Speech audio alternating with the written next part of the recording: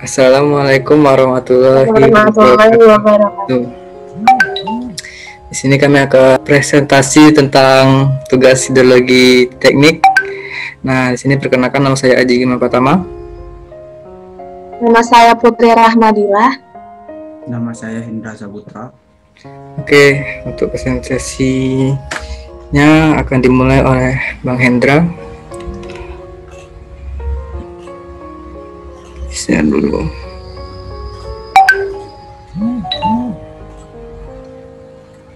Pada Bang Hendra, dipersilakan. Di sini kelompok kami akan menjelaskan tentang keseimbangan air atau water balance.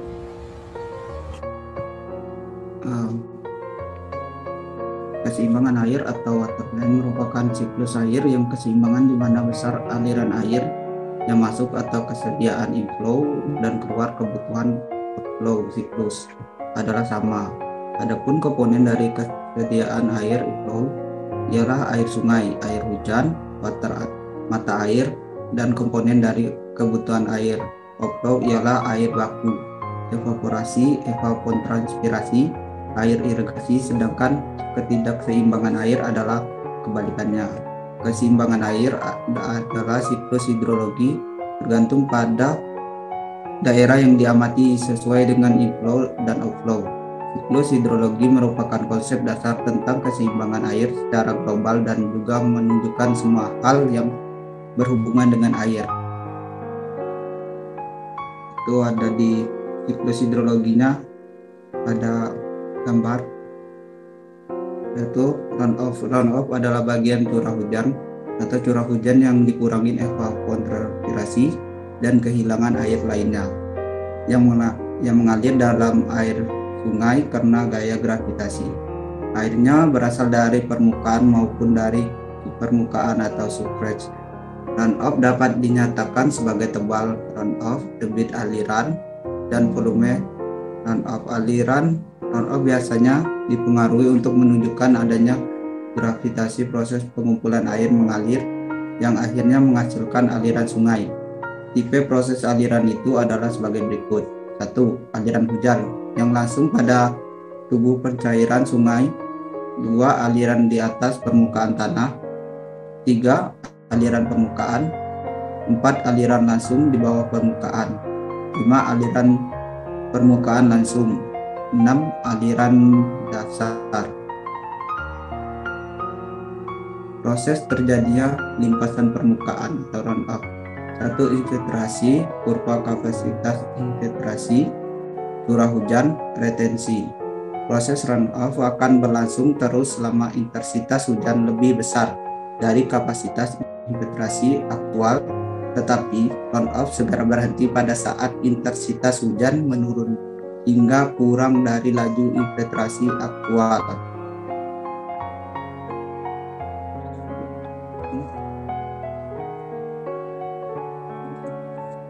Faktor-faktor yang mempengaruhi volume limpasan permukaan runoff. Tipe tanah. Kapasitas infiltrasi suatu tanah dipengaruhi oleh porositas tanah yang menentukan kapasitas simpanan air dan mempengaruhi resistensi air untuk mengalir ke lapisan tanah yang lebih dalam. Vegetasi, besarnya simpanan intersperasi pada laju vegetasi tergantung pada macam-macam vegetasi dan fase pertumbuhannya. Nilai-nilai intersperensi dan lazim adalah 1 sampai 4 mm.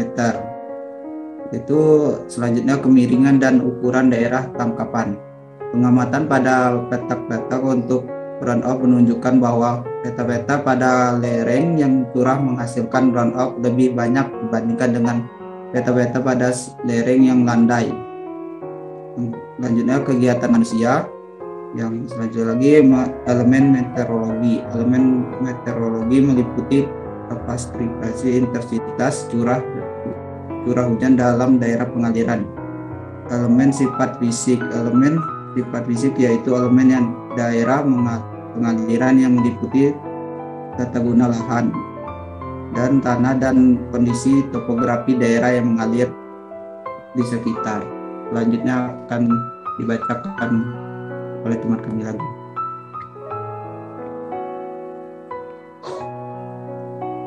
Faktor-faktor yang mempengaruhi tegangan permukaan air. Yang pertama, suhu. Pada suhu tinggi, tegangan permukaan air berkurang. Yang kedua, bahan organik dan garam-garam terlarut. Kenaikan kadar garam menyebabkan kenaikan tegangan permukaan. Perkolasi merupakan gerakan air ke bawah dari zona air tidak jenuh, daerah antara permukaan tanah sampai ke permukaan air tanah, ke dalam daerah yang jenuh atau daerah di bawah permukaan air. Faktor yang mempengaruhi perkolasi yang pertama, tekstur tanah, permeabilitas tanah, letak permukaan air tanah, tebal lapisan tanah bagian atas, dan perkolasi adalah kehilangan air yang dipengaruhi oleh keadaan fisik di lapangan.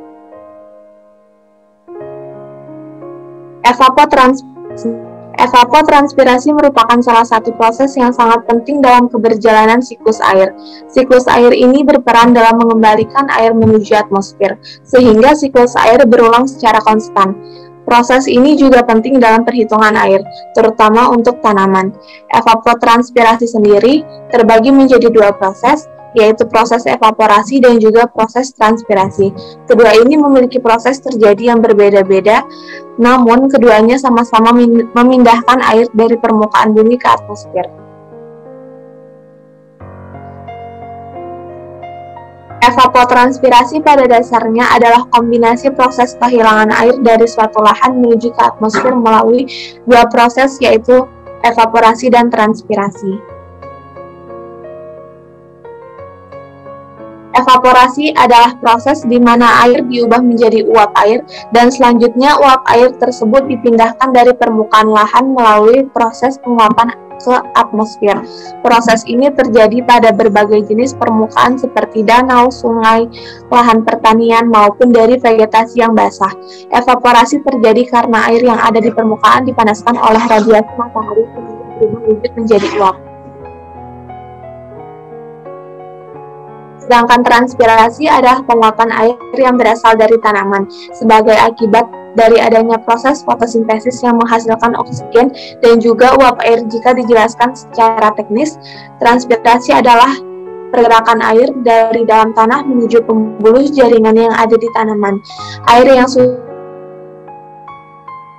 masuk ke dalam jaring vaskular atau jaringan lain di dalam sistem perpindahan air di tanaman, maka air tersebut akan keluar dari tanaman melalui jaringan stomata atau kutikula. Pengeluaran air melalui stomata ini karena proses fotosintesis yang diwadahi oleh cairan klorofil pada daun. Air tersebut kemudian akan menguap ketika terkena panas matahari dan naik menuju atmosfer.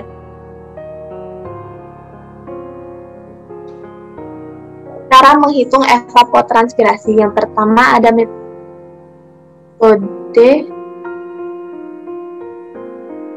Penman-Mounted FAO. Rumus dan metode dalam cara perhitungan ini memberikan hasil yang paling akurat dibandingkan dengan cara lainnya. Metode ini direkomendasikan oleh FAO untuk menghitung laju evapotranspirasi di suatu wilayah. Metode ini menggunakan metode perhitungan secara kompleks, sebab data yang dimasukkan ke dalam rumus cukup banyak. Penman atau Mounted menggunakan rumus di bawah ini untuk menghitung laju evapotranspirasi di suatu wilayah. Evapotranspirasi acuan sama dengan 0,408 delta dari radiasi neto pada permukaan tanaman dikurang kerapatan panas terus-menerus pada tanah, lalu ditambah Y dikali 900 per temperatur harian rata-rata pada ketinggian 2 meter ditambah 273 dikali kecepatan angin pada ketinggian 2 meter, lalu dikali tekanan uap jenuh dikurang tekanan uap aktual per delta tambah Y dikali 1 tambah 0,34 kecepatan angin pada ketinggian 2 meter. Beberapa kajian menyebutkan proses hitungan menggunakan cara ini memiliki kemiripan sebanyak 0,93% dari metode pengukuran menggunakan lysimeter. Yang kedua, metode Blaney-Criddle. Metode kedua yang digunakan adalah metode Blaney-Criddle yang cukup sederhana, namun tetap bisa menggunakan menghitung proses evapotranspirasi yang terjadi pada suatu wilayah. Teknik Riedel membutuhkan data berupa data suhu, jumlah jam pada siang hari, serta koefisien dari tanaman empiris pada suatu wilayah. Data tersebut dihitung dengan menggunakan rumus di samping ini. ETO sama dengan presentasi harian siang hari rata-rata tahunan dikali 0,46 suhu rata-rata harian ditambah 8,13. Cara ini digunakan untuk menghitung daerah yang luas, namun dengan iklim yang kering sampai sedang.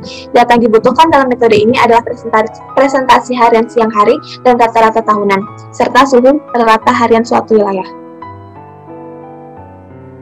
Yang terakhir adalah metode Thorne-White. Metode Thorne-White, metode yang sederhana dan hanya membutuhkan data suhu bilangan rata-rata dalam suatu wilayah. Metode ini biasanya digunakan untuk area Amerika di bagian tengah dan timur, dengan kondisi iklim yang cukup basah. Akan tetapi, ia juga bisa digunakan di area lain dengan kemiripan yang sama dengan daerah tersebut. Perhitungan menggunakan metode Thorne-White dilaksanakan menggunakan rumus di bawah ini, yaitu evapotranspirasi acuan sama dengan 1,6 dikali 10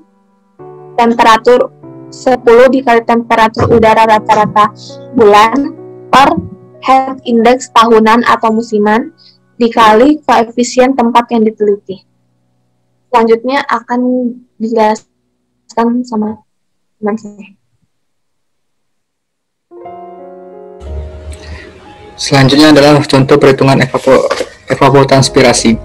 Di sini terdapat, langsung ke soal saja, contoh perhitungannya menggunakan metode Branly-Riedel untuk bulan Januari. Diketahui di sini letak lintangnya itu 7 derajat lintang utara, T-nya temperaturnya di bulan Januari. Nah, selanjutnya penyelesaiannya dari tabel diperoleh nilai presentasi harian itu 0,27, itu hasil dari interpolasi.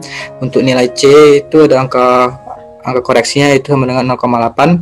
Nah, maka masukkan dalam rumus evaporasi potensial sementara yang sebelum dikoreksi, yaitu P buka kurung 0,457 dikali dengan suhu tadi ditambah dengan 8,13. Nah, nanti masukkan nilainya, langsung hasilnya 5,440. Nah, itu masih belum dimasukkan faktor koreksi. Setelah dimasukkan faktor koreksi, maka jadi nilai evaporasinya itu adalah 0,8 dikali dengan 5,44 sama dengan 4352. Ini untuk perhitungan dengan metode Branly-Riedel yang tadi, jika itu dimasukkan ke dalam bulan Januari sampai dengan Desember. Selanjutnya adalah metode radiasi untuk bulan Januari. Di sini yang diketahui adalah LL atau letak lintangnya di 7 derajat lintang selatan. Nah, T-nya temperaturnya yang tadi di bulan Januari. N per N itu adalah itu kecerahan matahari. Nah, penyelesaian dari tabel diperoleh nilai C itu angka koreksi 0,8, dan untuk RA-nya nih, radiasinya nih 10,4 radiasi gelombang. W-nya adalah faktor yang berhubungan dengan suhu 0,758. Hasil ini dapatnya dari hasil interpolasi. Nah, dimasukkan dari radiasi yang batang pendek itu 0,25 ditambah 0,54, dimasukkan dari kecerahan mataharinya, dikali kecerahan mataharinya, dan itu dikali tutup kurung dikali dengan radiasi gelombangnya. Nah, masukkan nilainya, dari masuknya nilainya akan keluar hasil 8,076 mm per hari. Nah, untuk nyari nilai evaporasi potensialnya itu dari faktor koreksi yang di sini 0,8 itu dikali dengan faktor koreksi yang berhubungan dengan suhu. Nah, itu dikali dengan nilai RS yang kita cari tadi, itu maka hasilnya 4,90 mm per harian. Nah, ini untuk nilai dari bulan Januari sampai bulan Desember menggunakan metode radiasi. Selanjutnya yaitu metode Peman untuk bulan Januari. Diketahui di sini untuk metodenya itu ada letak lintangnya itu 7 derajat lintang selatan, temperaturnya adalah 26,3 Celcius, untuk kecerahan matahari 57,5%, untuk nilai RH-nya ini kelembapan relatif ini 75% dengan kecepatan angin 6 meter per detik. Untuk penyelesaiannya adalah dari tabel dapat diperoleh nilai C. Ini adalah angka koreksinya, dan FT ini fungsi suhunya 15,96, ini dari hasil interpolasi, dan W ini faktor yang berhubungan dengan suhu 0,75 hasil interpolasi, yang sigma A ini perbedaan tekanan uap. Di sini 34,22 itu hasil interpolasi. Nah, dicari jadi sigma D sama dengan sigma A dikali RH. Nah, sigma A di sini RH-nya 34,22 dikali dengan RH yaitu 75%, hasilnya 25,67. Nah, dicari lagi F sigma D dengan memasukkan dengan rumus 0,34 dikurang 0,44 akar sigma D yang tadi, masukkan nilai sigma D nya ke dalam rumus ini akan menghasilkan 0,1171. Selanjutnya nilai RS lagi, gelombang yang hambatan pendek 0,25 tambah 0,54 di kecerahan matahari dikali dengan RA, maka masukkan nilai yang tadi udah diketahui dari kecerahan mataharinya itu 97,5 dan nilai RA tadi itu 10,4, maka hasilnya 8,756. Nah, Fn per N rumusnya 0,1 ditambah 0,9 dikali dengan kecerahan matahari, maka masukkan nilai kecerahan mataharinya maka akan menghasilkan nilai 0,975. Selanjutnya Fu sama dengan 0,27 buka kurung 1 tambah 0,864 dikali dengan kecepatan angin yaitu angin 6 meter per detik, masukkan nilainya dan hasilnya 1,67. Selanjutnya Rn1 atau Ri itu rumusnya Ft dikali F sigma D dan kali Fn per N. Masukkan nilai hasil pencarian tadi 15,96 dikali dengan 0,171 dan dikali 0,975 yang ini, hasilnya 1,83. Nah, selanjutnya itu mencari evaporasi potensial untuk yang sebelum dikoreksi, itu menggunakan rumus faktor yang berhubungan ini dikali dengan 0,75 dikali RS, itu dikurang dengan R1 ini, ditambah lagi dengan kekurung lagi 1 dikurang faktor yang berhubungan tadi dikali Fu, itu dikali sigma D kurang sigma A dikurang sigma T, dan masukkan nilai dari rumus ini, hasil pencarian tadi itu mendapatkan hasil 6,66. dan 6,66 ini masih belum dikalikan dengan faktor koreksi, maka langsung dikalikan dengan faktor koreksi yaitu 1,1 dikali dengan 6,66 hasilnya 7,33. Nah, ini dari perbandingan dari 3 metode yang tadi, yaitu metode Branly, Kidal, dan radiasi, bahwa dapat didapatkan hasilnya di bulan Januari sampai bulan Desember. Faktor evaporasi potensialnya di sini 7,33, 4,9, dan di Branly Kidal ini menggunakan 4,35. Mungkin demikian dari presentasi kami akhiri. Wabillahi taufiq wal hidayah. Wassalamualaikum warahmatullahi wabarakatuh.